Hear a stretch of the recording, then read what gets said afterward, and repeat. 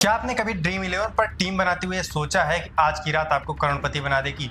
क्या कभी पोकर की टेबल पर बैठकर यह विश्वास किया है कि अगली चाल आपकी किस्मत पलट देगी? लाखों लोग हर दिन यही सपना देखते हैं कि मोबाइल की स्क्रीन पर खेलकर वह मालामाल हो जाए। इसी सपने पर भारत में हजारों करोड़ रुपए का कारोबार स्थापित हो गया है। भारत की रियल मनी गेमिंग इंडस्ट्री हजारों करोड़ रुपए का कारोबार, लाखों युवाओं की लत और अनगिनत परिवारों की बर्बादी की कहानी। और अब इसी इंडस्ट्री पर केंद्र सरकार ने बड़ा वार किया है। संसद में ऑनलाइन गेमिंग बिल 2025 पेश हो चुका है, जिसके तहत अब हर उस गेम को अपराध माना जाएगा जिसमें पैसा लगेगा। इसके बाद सवाल उठ रहे हैं कि आखिर सरकार ने इतना बड़ा कदम क्यों उठाया? क्या इससे युवाओं की लत छूट पाएगी या फिर ये भी कागजों तक सीमित रह जाएगा? और जब ड्रीम इलेवन, पोकर और रमी जैसे गेम्स बंद हो जाएंगे तो क्या भारत की हजारों करोड़ रुपए की गेमिंग इंडस्ट्री भी बर्बाद हो जाएगी? आइए आज की इस वीडियो में इस पूरे मामले को विस्तार से समझते हैं। भारत में ऑनलाइन गेमिंग की दुनिया तेजी से बढ़ रही थी। करोड़ों की इंडस्ट्री, लाखों खिलाड़ी और हर दिन नए नए गेमिंग ऐप्स। लेकिन इस चमक धमक के पीछे एक काला सच भी था। जुए की लत, धोखाधड़ी और काले धन का खेल। यही वजह है कि केंद्र सरकार ने संसद में online gaming promotion and regulation bill 2025 पेश किया।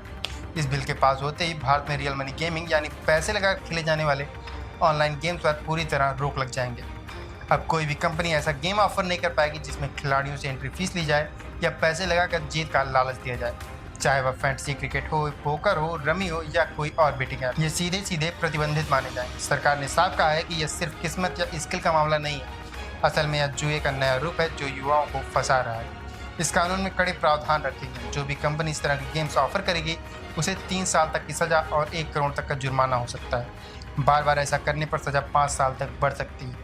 यहाँ तक कि ऐसे गेम्स का प्रचार करने वाली सेलिब्रिटी, चाहे वे क्रिकेटर हो या फिल्म स्टार, उन्हें भी 2 साल की जेल और भारी जुर्माने का सामना करना पड़ सकता है। लेकिन ई स्पोर्ट जैसे games, BGMI, call of duty या लीग ऑफ लीजेंड्स, इन पर कोई रोक नहीं लगी। वजह यह है कि इनमें पैसा दांव नहीं लगता। इन्हें सरकार मनोरंजन और स्पोर्ट्स की श्रेणी में देखती है। सरकार का स्पष्ट संदेश है कि खेल वही है जिनमें दिमाग और मनोरंजन हो, न कि पैसे का लालच और नुकसान। जिसके बाद सवाल उठता है कि सरकार ने इतना बड़ा कदम क्यों उठाया? आपको बता दें कि रिपोर्ट्स के मुताबिक इन फैंटेसी स्पोर्ट्स ऐप के आधे यूजर 18 से 30 साल की उम्र के हैं और ये हर दिन लगभग 55 करोड़ रुपए इन गेमिंग ऐप्स में लगा देते हैं, जिसकी वजह से यह कर्ज की दलदल में धंसते चले जाते हैं। इतना ही नहीं, कई बार इन प्लेटफॉर्म्स का इस्तेमाल टेरर फंडिंग और मनी लॉन्ड्रिंग जैसे अपराधों में हुआ है। 2000 करोड़ रुपए से ज़्यादा का लेन देन टैक्स के दायरे से बाहर पाया गया और कई विदेशी ऐप्स भारतीयों को ठग कर अरबों रुपए विदेश भेज चुके हैं। यानी सरकार का मकसद सिर्फ गेमिंग को रोकना नहीं, बल्कि युवाओं को जुए की लत से बचाना और देश की वित्तीय सुरक्षा को मजबूत भी करना है। हालांकि सवाल यह भी है कि क्या यह बैन रियल मनी गेमिंग को पूरी तरह खत्म कर पाएगा? विशेषज्ञ मानते हैं कि यह आसान नहीं होगा। VPN, विदेशी वेबसाइट्स और क्रिप्टो करेंसी जैसे रास्तों से लोग अब भी ऐसे गेम खेल सकते हैं। कई बार बैन हुए ऐप्स नए नाम या क्लोन बनाकर दोबारा लॉन्च हो जाते हैं। यही कारण है कि सिर्फ कानून बनाना काफ़ी नहीं होगा, बल्कि मजबूत निगरानी और सख्त तकनीकी नियंत्रण भी जरूरी है।